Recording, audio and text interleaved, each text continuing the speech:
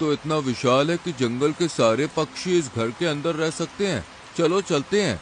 कबूतर और काला कौवा बाकी पक्षियों के साथ जैसे ही उस सोने के घर की ओर गए, तभी उस घर से बाहर मोंटू मोर निकल आया और घमंड से अकड़ता हुआ कबूतर से बोला, ये घर मुफ्त में रहने के लिए नहीं है। क्या मतलब है तुम्हारा? अरे ये घर मेरा है और मैं इस घर में केवल उसी पक्षी को आने की इजाजत दूंगा जो अपना सारा भोजन हमें दे दे।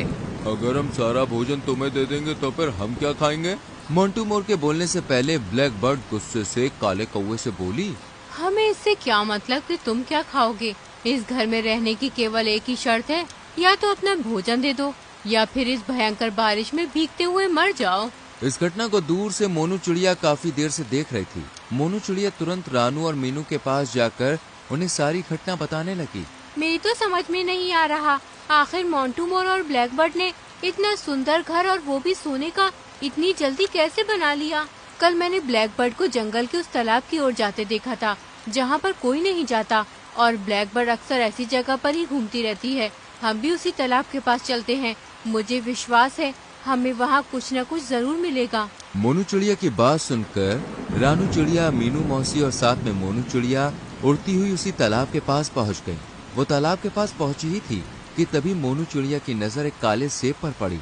मोनू चिड़िया आश्चर्य से रानू और मीनू से बोली, इस तरह का काला सेब तो मैंने कभी नहीं देखा। तभी उस काले सेब के अंदर से एक आवाज आई, मैं एक चमत्कारी सेब हूँ। मैं हजारों वर्षों में धरती की सेब में जन्म लेता हूँ।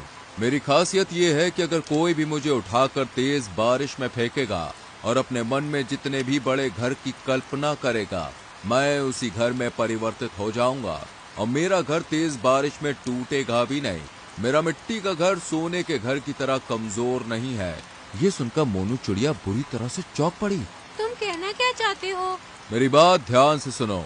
हजारों वर्षों बाद तालाब के सेब से दो सेब जन्म लेते हैं, एक लाल सेब और एक काला सेब। लाल सेब की आवाज केवल वही सुन सकता है जो मन का बुरा हो, और मेरी आवाज केवल वही सुन सकता है जो मन का अच्छा हो।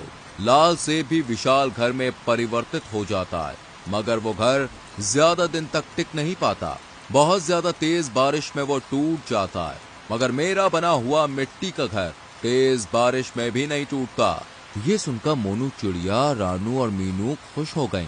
मोनू ने तुरंत उस सेब को अपनी चोंच से उठा लिया और रानू और मीनू के साथ उड़ती हुई जंगल में पहुंच गईं। मोनू ने जैसे ही उस काले सेब को तेज बारिश के बीच में फेंका, अचानक वो सेब गायब हो गया और वहाँ पर एक विशाल मिट्टी का घर दिखाई देने लगा। मोनू रानू और मीनू से बोली, मैं बाकी पक्षियों को यहाँ पर बुलाकर लाती हूँ। कुछ ही